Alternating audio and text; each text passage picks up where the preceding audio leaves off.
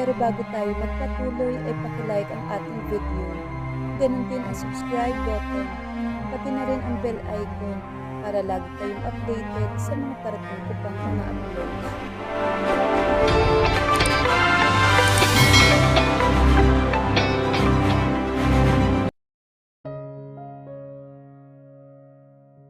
Pero nakita na pala sila ni Ram na napakunot noon na makita niyang kinalaga ang anak nila at halos tumatakbong naglakad palayo. Sa malalaking hakbang nahabol siya ni Ram. Napatili siya nang biglang may umapos sa kanya at iniharap siya nito. Her pretty face filled with tears streaming down her cheeks. Nagpumigla siya. "Bitawan mo ko, you bastard!" Sigaw niya dito habang nagpupumigla siya na makawala dito. Subalit hindi niya to matinag. "Oh, Nikki and my baby RJ." He smiled so tender at tila hindi pansin ang galit niya. Niyakap silang mag-ina ng pagkahigpit-higpit at agad dinalikan ng baby nila at kinuha mula sa kanya. Kinarga nito si RJ sa isang kamay habang hapit siya nito sa bewang sa isang kamay nito. Daddy? Si baby RJ na nakilala ang daddy nito. "Oh my baby, yes, it's me, your daddy. I miss you anak at ang laki-laki mo na." Ram's eyes misty at pinaghahalikan ng baby nila. Pagkatapos yumukod to sa kanya at sa pagkabigla niya, siya namang hinalikan nito sa labi. Sinikap niyang kumawala sa halik nito, ngunit sadyang malakas ito. He was kissing her so tender and passionate na hindi niya napigilang ibuka ang mga labi at tumugon ng sing-init at sing-alab ng mga halik nito. Natila nakalimutan niya ng kanina lamang ay may inaakbentong ibang babae. Nabigla niya nung naalala, nagawa niyang itulak ang nagulat na binata at tumistan siya dito. Bakit pa kasi nagpatangi siya sa mga halik nito? Oh God! Na-miss niya to ng labis at ngayong nasa harap niya ito, nahahati siya sa pananabik dito at sa selos at galit na nararamdaman sa nakitang tagpo. How dare you, Ram? 1 taon at kalahati kang nawala at pagbalik mo, may iba ka ng babaeng kayakap at kaakbayan at ngayon, bigla ka na lang mga halik na parang walang nangyari? Hiyaw niya dito. Lalong bubukal ang mga luha niya. At pagkatapos, pilit na inabot ang anak at kinuhang muli sa bisig ng binata. "Oh, Nikki, please, don't cry. You don't understand?" Pilit siya nitong inaabot, ngunit pumiksi siya at tumistan siya pa na ilang hakbang dito habang karga-karga ang anak. "Anong hindi ko naiintindihan, Ram? Kasama mong dumating sa airport ang modelong yan galing Paris. Nakayakap sa malit na bewang nito at ngayon narito pa siya at makikita ko kayo. Nagtatawanan at nakakbay ka pa sa kanya? At anong mali ko kayong magkasama sa buong pananatili mo sa Paris? Kaya siguro sinabi mong sa New York ka pupunta, yun pala sa Paris, para di ka namin mahanap dahil may milagro kang ginagawa. At kaya siguro hindi mo na kami naaalala man lang ng anak mo ay dahil dyan sa babae mo. My God, Ram, hindi mo nagawang umuwi ng first birthday ng anak mo at ng second birthday niya. At wala akong pakialam kung di ka na magpakita kahit kailan. Tinetext kita at pinapadalhan ng mga litrato ng anak mo na hindi ko alam kung natatanggap mo pero nandito ka na mag-iisang buwan. Pero nisilip hindi mo magawa sa anak mo? Kung di pa kami nagpunta dito ng anak mo, hindi ka niya makikita. At may balak ka pa bang puntahan ng anak mo? Malamang wala, dahil busy ka dyan sa babae mo." Sumisingasing sa galit niyang sabi. Ang mga luha niya hindi maubos-ubos. "Please, Nikki, pakinggan mo ko and let me carry baby RJ for you." Inaabot nito sa kanya ang bata pero ayaw niyang ibigay. Ang nangyari tuloy, tila sila nagtatug of war sa pagkakahawak sa bata. "No, I don't want to listen to any more of your lies, you despicable bastard." Hiyaw niya dito habang nakikipaghilahan dito sa pagkakahawak sa baby nila. Ang bata na naramdaman yata ang tensyon sa pagitan nilang dalawa. Napapahikbing tila gustong umiyak na hindi nila napansin. Si Randy na kanina pa nasa tabi lang, hindi natiis na lumapit sa dalawa na makitang tila maiiyak na si baby RJ. "Time out muna ha? Akin na nga muna si baby RJ. Kawawa naman niyang bata na iiyak na kanina niya pa pinagkagawan." Nagawa niyang makuha ang bata. "Hay nako, ang dali lang ng problema ninyong dalawa. Simpleng mahal kita, hindi niyo pa masabi sa isa't isa. E di sana kanina patapos yung problema ninyo. Diyan na nga kayo. Tawagin niyo na lang kami ni baby RJ pag tapos na yung bangayan ninyo." "Ano, baby RJ, ang titigas ng ulo ng daddy at mommy mo. Ang sarap pag-untugin ng ulo, no?" Lumayo siya sa dalawa at nilaro ang bata. Ang dalawa naman, tila natitigilan na napatingin kay Randy na bahagyang lumayo sa kanila at nilaro-laro ang bata. Pagkatapos nagulat siya nang muli siyang hapitin ni Ram at ikulong sa mga bisig nito. Ano ba, Ram? Bitiwan mo ko, sabi eh. At kahit alam niyang hindi siya makakawala sa lakas nito, nagpumiglas pa rin siya. No, Nikki. I won't let you go. I love you so much, Nikki. You and our baby. So much you cannot even begin to know how. Madamdaman itong pahayag. Mahal pala. Kaya pala nawala ka na 1 taon at kalahati. Kaya pala na hindi mo kami sinilip kahit nakauwi ka na kasi mahal mo kami. Bumalik ka na doon sa supermodel mo dahil makikipaghiwalay na ako sa'yo. Sarkastikong sabi niya. No, hindi mo yun magagawa. Hindi mo yun nagawa dati kaya lalong hindi mo magagawa ngayon dahil mahal mo ko? He said with certainty. What do you mean? I saw the annulment papers at your room here nung dumating ako galing Paris na walang pirma mo at pinunit mo pa yun sa gitna. That was a mistake. I can always file for another one at hindi mo ako mapipigilan. Sige pa rin siya sa pagpipiglas pero wala talaga tong balak pakawalan siya. Hindi ako makakapayag. Tell me, bakit di mo pinirmahan ang annulment natin at pinunit mo pa yon? Dumadagundong sa galit itong sabi. Wala kang pakialam kung pinunit ko man yon o hindi. Pinirmahan. Ni wala kang pakialam at di na nahintay magkamali ako nun sa ospital at sa loob ng 1.5 taon, wala ka naging pakialam sa amin ng anak mo. Kaya bakit ko sasabihin sa'yo? Tila nag-hysterical na niyang sabi. Muling bumalong umasaganang mga luha niya. Oh please, Nikki, I'm sorry. Don't cry, sweetheart. Pinunas ito ang mga luha niya kahit hindi yon maampat-ampat sa pagdaloy at pagkatapos kinabig siyang muli, niyakap ng mas mahigpit. Hinaplos sa plus ito ang likod niya habang nagsasalita at nanlalaki ang mga mata niyang napatingala dito sa mga sumunod nitong sinabi. Alam mo bang binalikan kita nun sa elevator dahil sa nakita kitang nauubo, nag-aalala ko? I know from then on that I have fallen in love at first sight. At nang alokin mo ko ng kasal, pumayag ako dahil mahal kita. At nasasaktan ako tuwing napapalapit ka na sa akin, ikaw naman ang lumalayo. At lalo ko nasaktan na makita kitang sumama sa date na yon. Alam mo ba, naghintay ako sa labas ng townhouse niya at nang di ka lumabas, inakala ko may nangyari sa inyo? Kaya ka ba umalis noon? Inakala mo na may relasyon kami at may nangyari sa amin ni Dave? Hindi makapaniwalang sabi niya. Marahan itong tumango. I had a severe migraine kaya hindi ako nakauwi. Pinatulog niya ako at binantayan lang, Ram. I knew that, sweetheart. Nang gabing ang kilin kita sa penthouse that I am the first and only man in your life.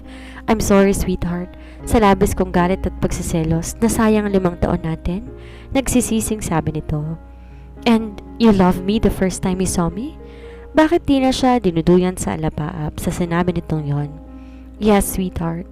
So much na nabulaga naman ako ng selos kay Randy dahil suot mo pa rin ang inakala kong engagement ring ninyo. Yun pala, wedding ring na natin ang suot mo na sinundan kasi kita ng lihim kung makipagkita sa kanya. Narinig ko ang pag-uusap niyo sa telepono at ganun ang galit at selos ko na makita kitang yakapin ni Randy at ikaw naman umiiyak na sumubsob sa balikat nito. Kaya hindi ako umuwi ng ilang buwan dahil sa selos ko. At nagselos pa ako nung puntan mo ako sa opisina ng buntis ka dahil nakita ko sa parking. Si Randy palang sinasabi mong kasama mo. At nung binyag ni Baby RJ, labis ako nagselos na makita kung paano kayo maglambingan. Napaka-sweet ninyo sa isa't isa. May pahawak-hawak ka pa sa mukha niya at tinatanggal ang uling sa mukha nito. At nang sumama ka sa kanya ng gabing yon, napalayasin kita, labis akong nasaktan. Nang isama mo siya sa party, halos nakayakap na sa kanya, masasaktan ako dahil hindi mo nga madalaw-dalaw si Baby RJ dahil siguro sa lalaking yon. At dahil sa selos, nasabi ko sa party na hindi ka importante and that you were a mistake in my life. But oh God, sweetheart, you are the most important person in my life. Kayo ng baby natin. And you and our baby are the best things in my life. Kaya hindi ko kinayang mawalan ka ng mali at ma-ospital dahil kasalanan kong lahat. Labis kitang sinaktan.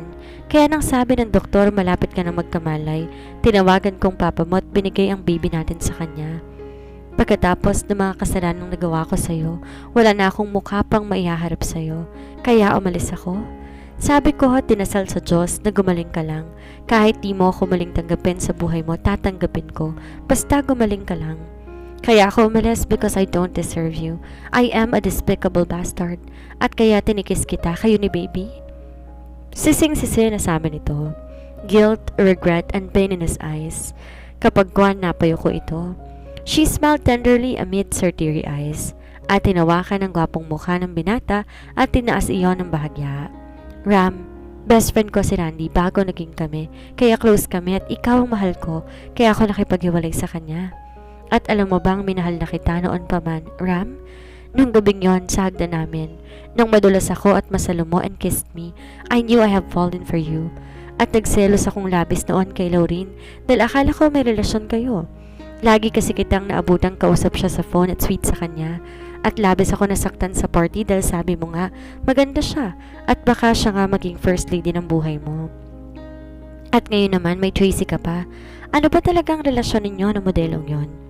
Nakita ko yung news, magkasabay kayong dumating sa airport at ngayon naman dito, nagtatawanan at nakakbay ka pa sa kanya? Inirapan niya ito dahil muling nabuhay ang selos niya.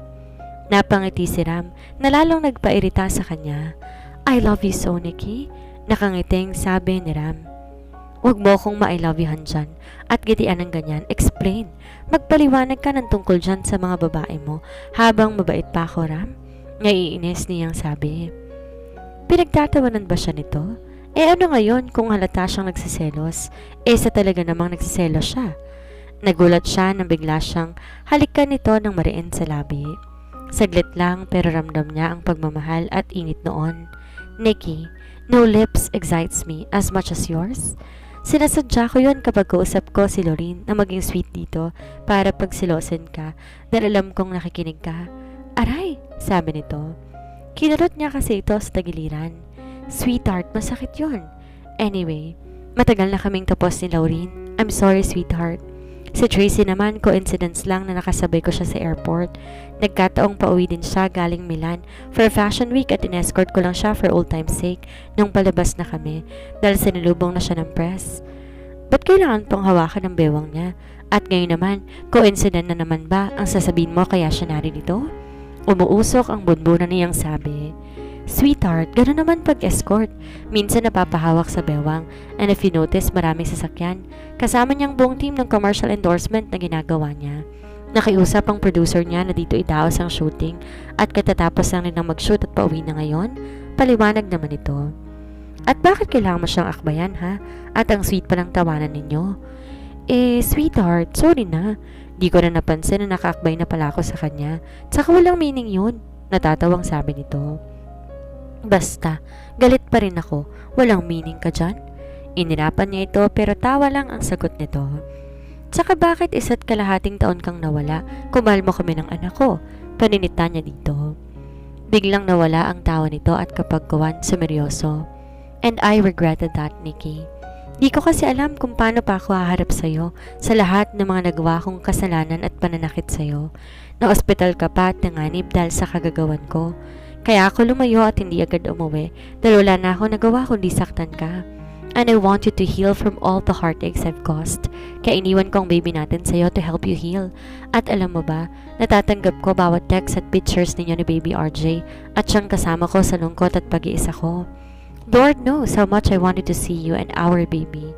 Lalo na nung first day niya at nung second din. At natutuwa ako tuwing papadalan mo ako ng messages at pictures dahil yun lang nagpapalakas sa akin to help me get through it.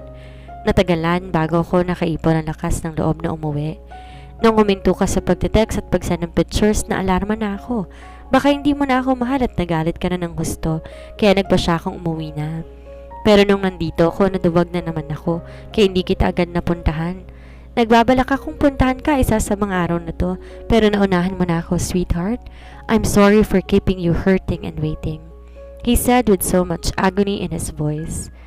Tumingkad siya, tinalikan ng nagulat sa binata sa mga labi, her eyes twinkling with happiness at yumapos sa bewang ng asawa. I love you, Ram, San Sebastian. Kami ng anak mo, mahal na mahal ka namin. No pain and heartaches can take that away. And we're glad you're back, my love. We've waited long enough. Her eyes now teary not with pain but with happiness. Ram's eyes got misty with tears. Oh, Nikki, I love you so much, sweetheart, and our baby RJ. Binuhat siya nito at inikot-ikot sa sobrang tuwa. Ram, ano ba? Put me down, nahihilo ko sa'yo. Natatawang sabi niya. Binaba naman siya nito. Ano, okay na kayong dalawa? Ito na si Baby RJ at nakatulog na sa tagal ninyong magkaayos. Biglang sabi ni Randy na sumulpot sa kung saan. Natatawa namang kinuha ni Ram kay Randy ang anak niya at dinala sa mga bisig ang nakatulog na anak. Hay nako, salamat at nagkaayos din. Ang hahaba ng linyahan. I love you lang kailangan sabihin, pinahaba pa. Tila nakokonsuming komento ni Randy. Were you listening the whole time? Sita ni Nicole sa lalaki. Sorry na. Nasa tabi lang ako kaya hindi ko maiwasang makinig. Nag-peace sign pa ito at tumakbang na ilang distansya patras sa nakikitang pag-alsa ng galit ni Nicole. Ay, pauwi pa pala ako ng Maynila, Nicole. Sige ha, at baka ma-traffic ako. Sige Ram. Nagmamadali itong tinakbo ang kotse sa takot na baka hambalusin ni Nicole. Si Nicole at Ram naman natatawang sinundan ng tingin ang tumatakbong si Randy. At pagkatapos, masuyong inakbayan ng asawa habang karga-karga si Baby RJ papasok ng tahanan nila. Ang Villa San Sebastian kapag kuwan. May dinukot ito sa bulsa ng pantalong maong at nilagay sa palad niya. Ang wedding ring nito na pinababalik nito noon sa mama nito nung pumunta siya sa mansyon ng mga San Sebastian. I'm sorry sweetheart kung hinubad ko ito noon dahil lamang yun sa labis kong galit at selos. But that doesn't mean that I don't love you because I love you so much that I can't live without you. At sabi ni mama nung pumunta ka, hindi mo to tinanggap tilang sabi mo, ikaw ang nagsuot sa akin ito, kaya ako dapat nang magbalik dito sa'yo. Pero ngayon ibabalik ko tong muli sa'yo dahil gusto ko, ikaw muli ang magsuot sa akin yan, dahil ikaw lang ang misis ko at pinakamamahal ko, he said lovingly. Oh Ram, I love you too so much. At pagkatapos, nanginginig ang mga kamay na sinuot niyang muli sa asawa ang wedding ring nila. Nang gabing yon, doon na sa silid ni Ram natulog si Nicole. Ang crib ni Baby RJ nandoon na rin. Kanina pa tulog ang bata. Si Nicole ganun din, kanina pang nakatulog. Pero si Ram hindi mapakali. Naroong didiretso ng higa, tapos tatagilid, uupo, tapos tatayo, at kukuha ng tubig sa ref at iinom ng malamig. Nag-shower siya bago humiga na naka-boxer shorts lang at sando, kaya bakit siya naiinitan? Nakahay din ng aircon kaya hindi siya dapat naiinitan ng ganito. Napatingin siya sa asawa, nakasuot na maiksi at manipis na pantulog. Ba't ba kasi ang iiksi at ang ninipis ng pantulog nito? Di tuloy siya makatulog. Sinikap niyang pumikit at makatulog pero ayaw talaga. Nang di makatiis, ginising niya na ang asawa. Nikki, yugyug niya sa asawa. Ram, ano yun? Humihikab nitong sabi at inaantok na napatingin sa kanya. Ano kasi, di ako makatulog? Pumikit ka lang Ram, siguradong makakatulog ka na. Sabi ni Nicole sa asawa at muli itong pumikit. Nikki naman ni. Pangulit nito sa kanya at niyugyug pa siyang lalo. Ano ba Ram? Kung ayaw mong matulog, magpatulog ka. Ang naiinis na niyang sabi. Napaupo siya at tuluyang nawala ang antok. Isa hindi nga ako makatulog eh. Kapag kwan ay nakita niyang naglakbay sa kabuuan niya ang mga mata ng asawa. Mukhang alam na niya kung bakit hindi ito makatulog. Lihim siyang napangiti. Ano bang gusto mong gawin ko para makatulog ka? Pilyang tanong niya. Ayokong matulog. Sabi nito habang hindi kumukurap na nakatingin sa kabuuan niya, nakita sa liwanag na nagmumula sa bukas sa lampshade. Ano ang gagawin natin? Inosenteng tanong niya. Iniisip ko lang kasi, kawawa naman si Baby RJ, walang kalaro, baka gusto niya nang magkaroon ng kapatid. His voice low and sexy, at naaakit siya. Diyos ko, hindi ko alam kung ready na ba ako ulit.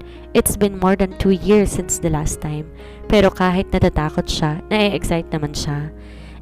Ram, sa ibang araw na lang, napagod ako kanina sa biyahe. Tsaka hindi ko pa rin nakakalimutan yung pag-akbay mo kanina sa Tracy na yon, kaya ayoko. Pahirapan naman niya ito paminsan-minsan. Di ba nagsorry na ako kanina, sweetheart? Basta. Galit pa rin ako kaya outside ako lambu ka ngayon. Nangingiti sa itsura ng asawa na tila nalugi. Misis ko, wala naman tayong kulambo. Hay naku Ram, hindi mo alam ang ibig sabihin nun? Umiling to. Mukhang hindi nito alam. Sa yaman nito may mga bagay pa rin itong hindi alam kung minsan.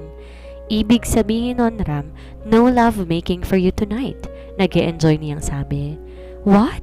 Exaggerated nitong sabi at di niya na napigil ng mapatawa ng malakas.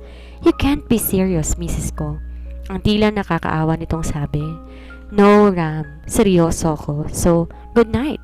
At tumiga na siya patalikod dito at ngiti-ngiti na nagtalakbong ng kumot. Pero sweetheart, hindi ka ba naaawa sa akin? Patawarin mo na ako. I'm swear, hindi ko nahahawakan man lang si Tracy kapag nagkita kami. Hindi pa rin sumusukong sabi ni Ram. Inalis niya ang pagkakatalukbong at kunwa, galit na tumingin dito.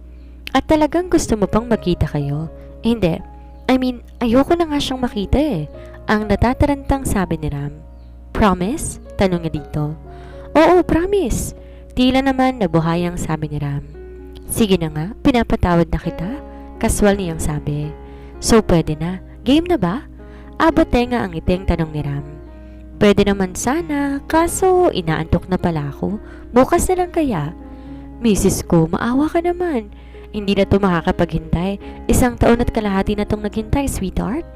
Mukhang hirap na nga ito at naaawa na nga siya dito. Sige na nga. Yun lang ang nasabi niya dahil sinunggaba na siya nito at nilunod na nito ng halik ang mga labi niya. Makalipas ang 3 buwan, kinasal silang muli. This time sa simbahan. Dinalahan yon lahat ng mga kaibigan, kaanak at miyembro ng pamilya nila. Si Baby RJ ang ring bearer, si Randy naman ang best man at si Terry ang bridesmaid at ang dalawa magkasintahan na ngayon. Naroon din ang magkapatid na Reed at Rain na pinagkakaguluhan ng ilan nilang mga bisita na kadalagahan at kabinataan. Why? The San Sebastian siblings were both gorgeous and very good looking. Naroon din ang mama at papa ni Ram at syempre ang papa at tita niya. Sa front lawn ng Villa San Sebastian, ginanap ang reception.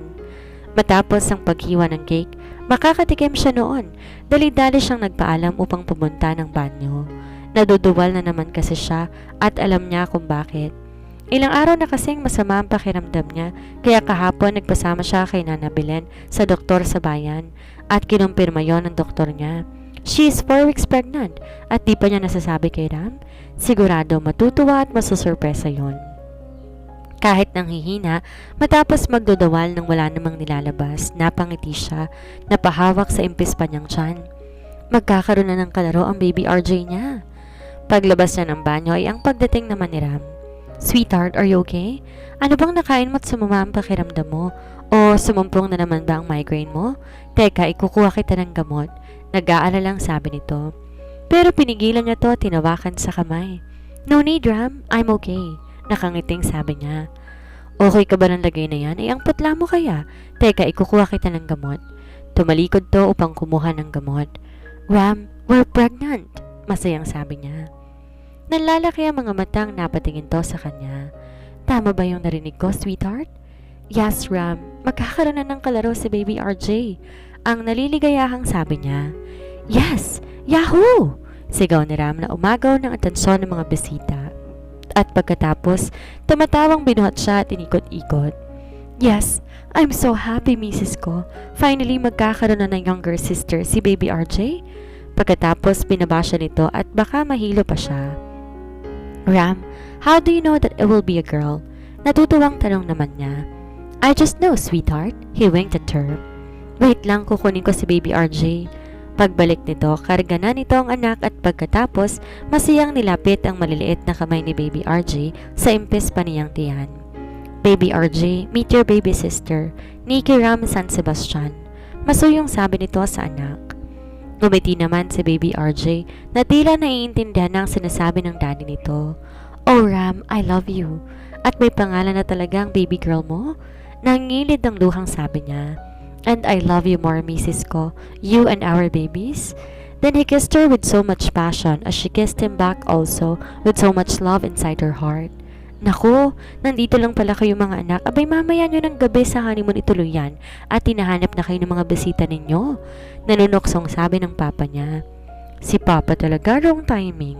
Natatawang sabi niya nang kumalas mula sa halik ng asawa. Si Ram naman, natatawa rin ng akbayan ng asawa habang karga si Baby RJ pabalik sa mga bisita. Mamayang gabi na lang ulit, sweetheart ha? Bulong ni Ram sa tenga niya habang naglalakad sila pabalik sa reception na nagpakislot sa kanya. Baka pagod na tayo nun, sa ibang araw na lang kaya? Sweetheart naman, wag mo na akong pahirapan. Kasal naman natin eh.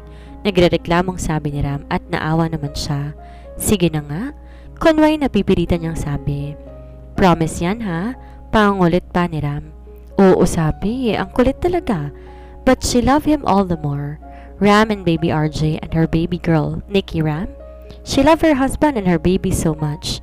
God blessed her with so much love and happiness, her family. Ang tagal pa ng gabi, sana umalis na mga bisita. Bubulong-bulong na sabi ni Ram na ikinatawa niya ng malakas. Mas matatag ang isang relasyon na puno ng away, selos at tampuhan. Kasi kahit alam mong nahihirapan ka na, pinipilit mong gumawa ng paraan, huwag niyo lang iwan ang isa't isa. Minsan nilalagay ka ng Diyos sa pinakamahirap na sitwasyon ng buhay, hindi para pahirapan ka, kundi para maging matatag ka pa. Para sa taong mahal ko, salamat sa pagmamahal mo sa akin, sa oras na binibigay mo. Salamat sa lahat-lahat at sorry kung minsan makulit at tuyuin ako, pero tandaan mo lagi, mahal na mahal kita. Hindi ako magsasawang mahalin ka, hanggat pinapaubaya ka ng Panginoon sa akin, iingatan kita at pangangalagaan. Ingat ka palagi. Salamat sa pananatili, sa pagmamahal, pag-unawa at pagpaparamdam sa akin na palaging nandyan ka. Salamat sa suporta at pangako kahit anong mangyari, hinding-hindi mo ko iiwanan at tatalikuran. Dear asawa ko, simula na magsama tayo, hindi na to tungkol lang sa akin o sa'yo, iisa na tayo. Magkakampi tayo, hindi magkakompetensya sa bawat desisyon natin. Lagi natin isipin ang isa't isa sa lungkot at hirap. Tayo magkaramay sa ginhawa at saya. Tayo ang magkasama. Hanggang sa muli po. Maraming salamat sa patuloy na pakikinig at pagtitiwala sa aking munting channel. Mag-iingat po kayong lahat palagi.